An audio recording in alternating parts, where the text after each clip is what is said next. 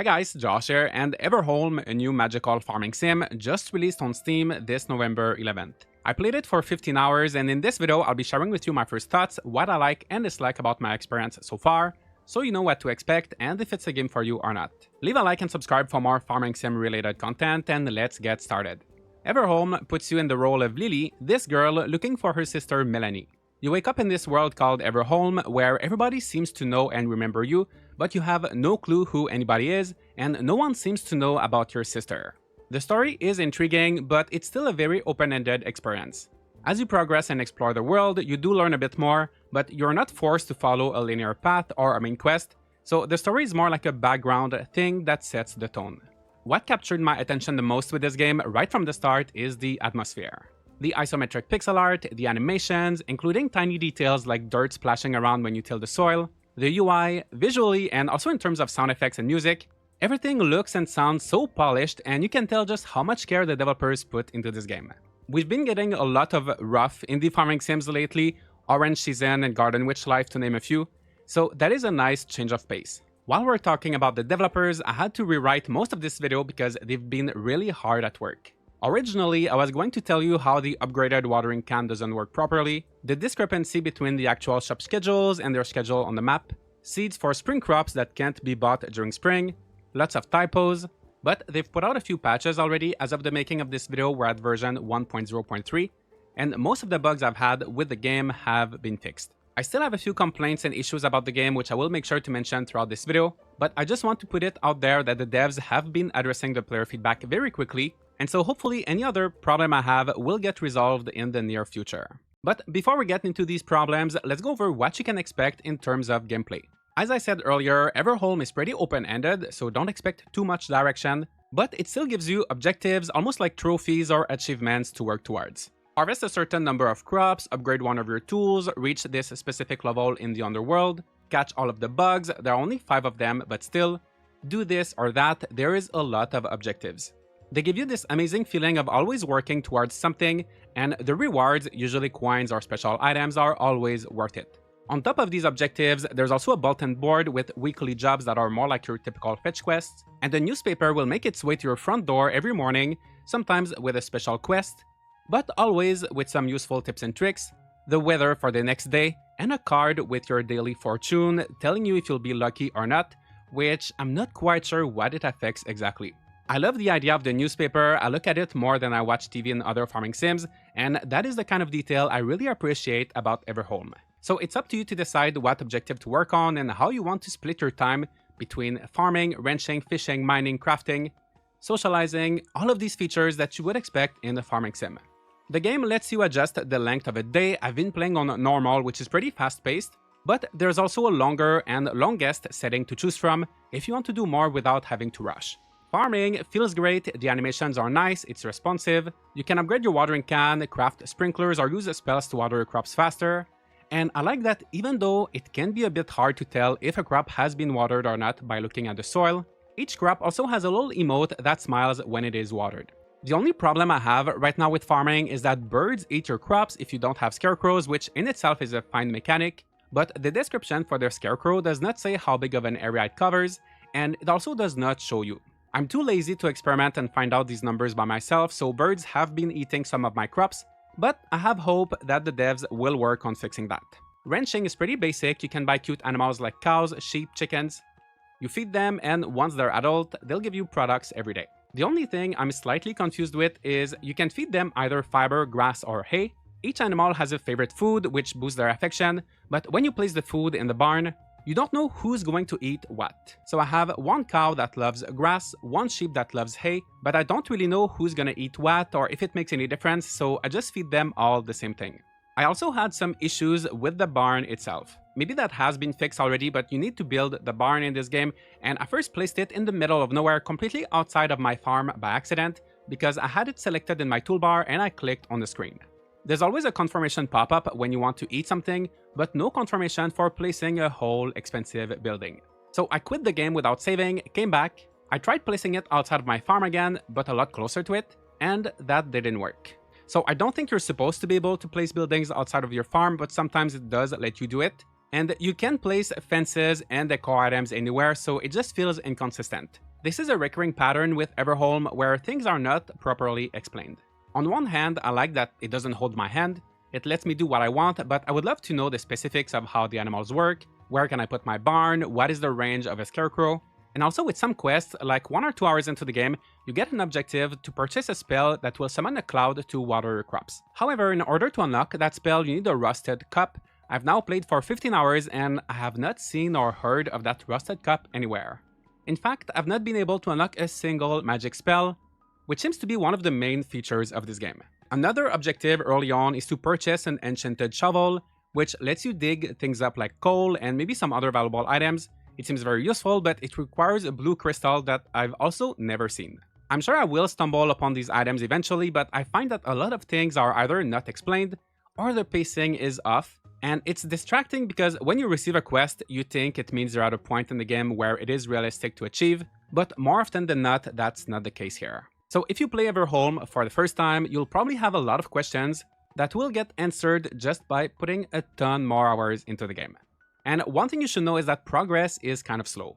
Personally, I do like slow progression in a farming sim, but some things take a bit too long even for me. For example, when it comes to upgrading your tools. Eventually, you will get a blueprint for a furnace in your mailbox. I think you need to complete a certain objective first, and then you can start making bars, which are required to upgrade your tools. For some reason, I don't know if this is intentional or not, but in most games, right, you would put, like for example, 1 coal and maybe 5 ores in a furnace to get 1 bar. But here you need 5 pieces of coal and only 1 single ore, and coal is harder to find than most ores. So I have like 200 copper ores right now, I'm accumulating iron and gold as well. I could make all of the bars in the world, but coal is this super valuable resources that I'm constantly running out of. There is a coal machine you unlock later that transforms wood into coal, but to craft that machine, you need to have iron and gold bars, so it's this catch-22 of you need a lot of coal for you to be able to make coal. To me, it really feels like they switched up the quantities of coals and ores that are required for making bars, so it is taking quite some time to upgrade my tools. Another problem I had is at the beginning, you can't see where NPCs are on the map. The game has a map, it's a nice map, it has all of the shop schedules and all of that, but for characters to show up on it, you need to have half a heart with them. One easy way to get half a heart is by completing quests from the newspaper or bulletin board, but those are limited in time and you need to find the NPCs to complete them. I'm not kidding, there are several times when I accepted a quest, I had all of the items right away, and I spent 2 to 3 days just looking for that person to complete the quest. These people move around a lot, which is good. I don't like when characters spend their whole life in one spot like in Fae Farm, but be prepared to spend way too much time searching for them at first. After one quest, you will have your friendship high enough to see them on the map, and then things will get easier. So far though, and maybe I need to play more, but I've not found much incentive to get closer to most characters. The first few lines of dialogue with each one were interesting, but after that, every interaction felt the same. I know that befriending them will allow me to enter their house, so there might be a benefit there. I'm not sure if there are any other rewards, but the game is not doing much to make me want to make friends. I still talk to most people as I pass near them, I give them gifts from time to time, but I feel like not much is happening.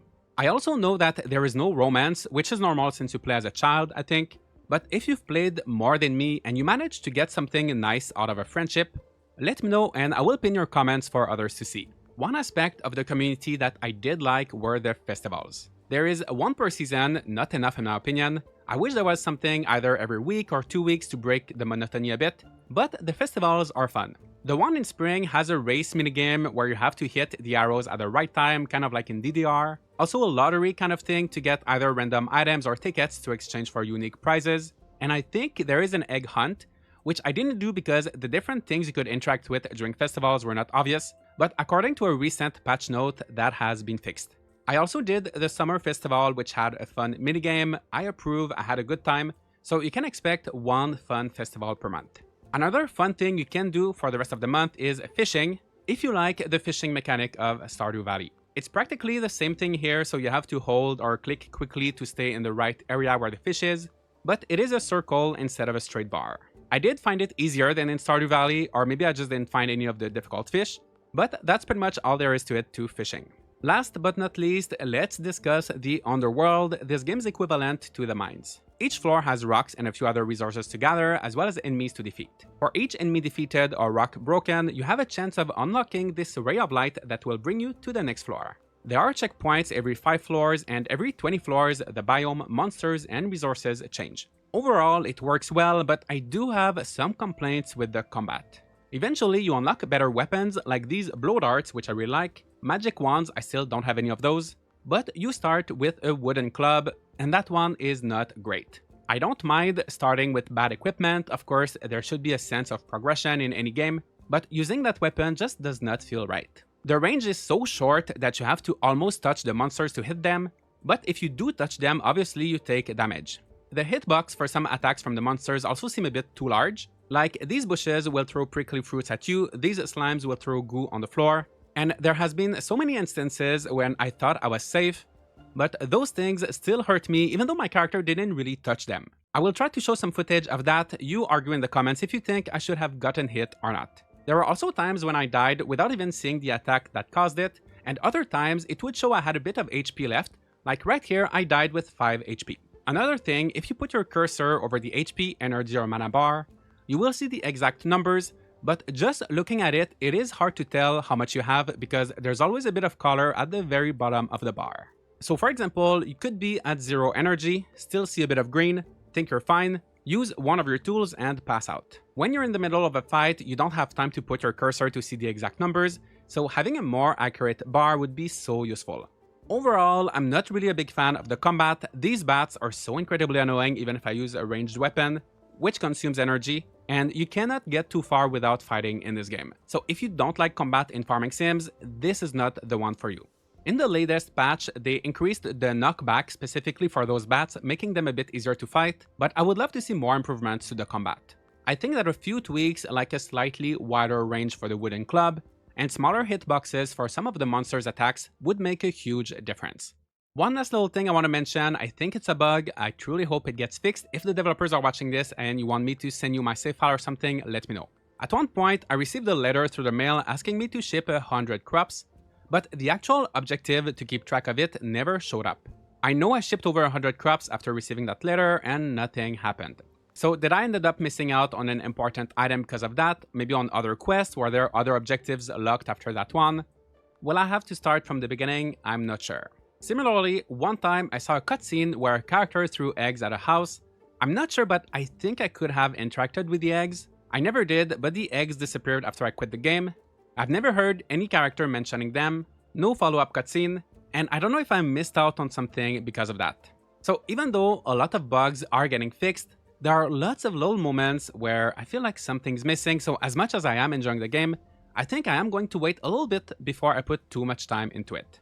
To conclude, Everholm really surprised me, but I have mixed feelings. I think it is a solid farming sim, and while it does not reinvent the wheel, it stands out thanks to its beautiful presentation and atmosphere. Despite some annoying balance issues and bugs, the developers have been working on fixes very quickly, and I can recommend this game if you're looking for a chill, open-ended farming sim with a slow progression. It can get a bit repetitive, as I found there was a lack of unique events such as cutscenes with villagers or festivals, but if you're okay with that, it could be for you. On the other hand, if you're someone who's tired of farming sims, I know some of you are watching, I don't think this will be the game to reignite that passion for you. If you are interested in Everholm, I do have an affiliate link to Fanatical in the description. If you buy the game from that website or any other game, they will send you a Steam key and it will support my channel at the same time. If you're looking for a game with maybe a bit more story and challenge, then you can watch my review of Mirthwood, which released earlier this month, or any other review from my Farming Games Reviews playlist. Leave a like and subscribe for more farming sim related content like this, and I'll see you all in the next video.